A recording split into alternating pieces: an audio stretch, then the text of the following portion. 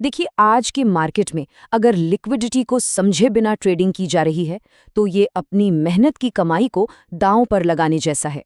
आज हम चार्ट्स के पीछे के उस असली खेल को समझने वाले हैं जो ये तय करता है कि मार्केट का अगला बड़ा मूव आखिर होगा किधर। तो चलिए इस राज से पर्दा उठाते हैं। क्या कभी ऐसा हुआ है, एक बिल्कुल परफेक्ट ट्रेड सेटअप दिखता है, एंट्री ली जाती है और पलक झपकते ही स्टॉप लॉस हिट। ऐसा महसूस होता है जैसे मार्केट सिर्फ हमें ही बाहर निकालने के लिए पलटा है। बहुत फ्रस्ट्रेशन होती है ना?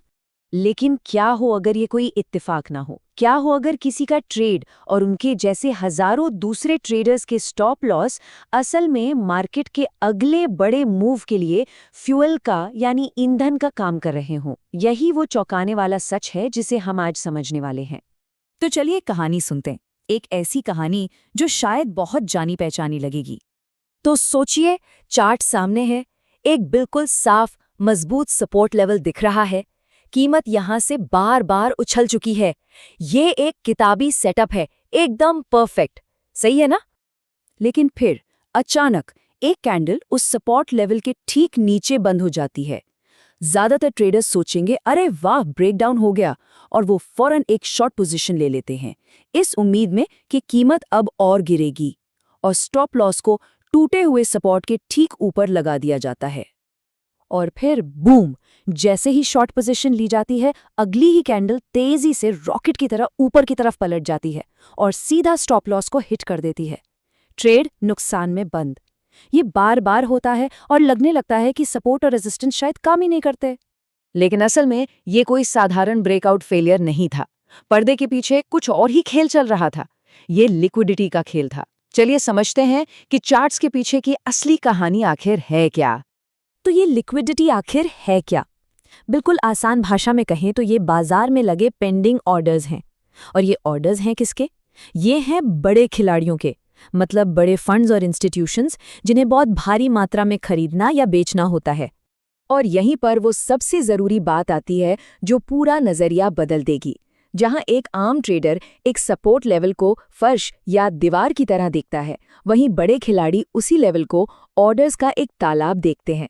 वो इसे एक ऐसी जगह के तौर पर देखते हैं जहां उनके बड़े बड़े ऑर्डर्स भरे जा सकते हैं। तो इन बड़े खिलाड़ियों को इस लिक्विडिटी की ज़रूरत क्यों पड़ती है? सोचिए, अगर उन्हें एक साथ लाखों शेयर खरीदने हों तो कीमत तो आसमान छू लेगी ना। इसलिए वो उन जगहों को टारगेट करते हैं जहां आम ट्रेडर्स के स्टॉप लॉस लगे होते हैं। जब ये स्टॉप लॉस हिट होते हैं तो बाजार में अचानक से बिकवाली या खरीदारी का प्रेशर बनता है, और बस इसी मौके का फायदा उठाकर बड़े खिलाड़ी चुपचाप अपने ऑर्डर्स भर लेते हैं। इसी को स्टॉप हंट कहा जाता है। ठीक है, तो अब जब हमें ये पता है कि ये खेल काम कैसे करता है, तो सवाल ये है, हम इन लिक्विडिटी जोन्स को चार्ट पर पहचाने कैसे? इसके लिए 3 बहुत ही आसान नियम हैं। चलिए एक एक करके इन्हें समझते हैं। पहला नियम, हमेशा बड़े टाइम फ्रेम से शुरू करें। अगर कोई 15 मिनट के चार्ट पर ट्रेड करता है तो भी अपने लिक्विडिटी जोन कम से कम 4 घंटे के चार्ट पर ही मार्क करने चाहिए। क्यों?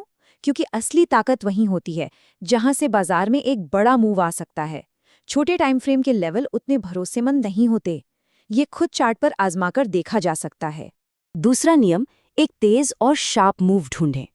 जब आप देखते हैं कि कीमत किसी हाई या लो से रॉकेट की तरह दूर भागी है, तो ये एक पक्का संकेत है कि वहां बड़े खिलाड़ी एक्टिव थे। उस तेजी की वजह से उनके कुछ ऑर्डर्स पीछे छूट जाते हैं और वो कीमत को वापस उसी लेवल पर लाने की कोशिश करते हैं ताकि अपने बाकी ऑर्डर्स पूरे कर सकें। और तीसरा और शायद सबसे जरूरी नियम, ये पक्का करें कि वो लेवल अनटच्ड या फ्रेश हो। इसका मतलब है कि कीमत उस हाई या लो पर दोबारा वापस नहीं आई है। अगर कीमत पहले ही वहां जा चुकी है तो समझिए कि लिक्विडिटी का वो तालाब खाली हो चुका है। असली मौका हमेशा फ्रेश जोन में ही छिपा होता है। तो अब हम जोन पहचानना सीख गए हैं, पर असली सवाल है, इसे ट्रेड कैसे करें? चलिए अब सीधे एक्शन प्लान पर आते हैं। ये रही बड़े खिलाड़ियों की प्लेबुक। ये रहे 5 आसान स्टेप्स। स्टेप 1, 4 घंटे के चार्ट पर फ्रेश हाई और लो मार्क करें। स्टेप 2, फिर 15 या 30 मिनट जैसे छोटे टाइम फ्रेम पर आ जाएं। स्टेप 3, इंतजार करें जब तक कीमत उस लेवल को सिर्फ स्वीप ना कर दे, यानी बस उसे छूकर या थोड़ा सा तोड़कर तुरंत वापस आ जाए। स्टेप 4, इसके बाद एक कंफर्मेशन का इंतजार करें, जैसे कि एक फेयर वैल्यू गैप। और आखिर में स्टेप 5, उस कंफर्मेशन पर अपनी एंट्री, स्टॉप लॉस और टारगेट सेट करें। और एक बात हमेशा याद रखनी है, इस स्ट्रैटेजी का मकसद हर रोज दर्जनों ट्रेड लेना नहीं है।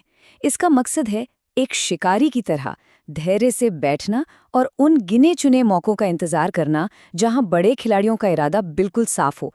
यही वो ट्रेड्स होते हैं जहां सबसे बेहतरीन रिस्क टू रिवॉर्ड मिलता है। तो चलिए इसे इस एक सवाल के साथ खत्म करते हैं। आपको क्या ट्रेड करना है?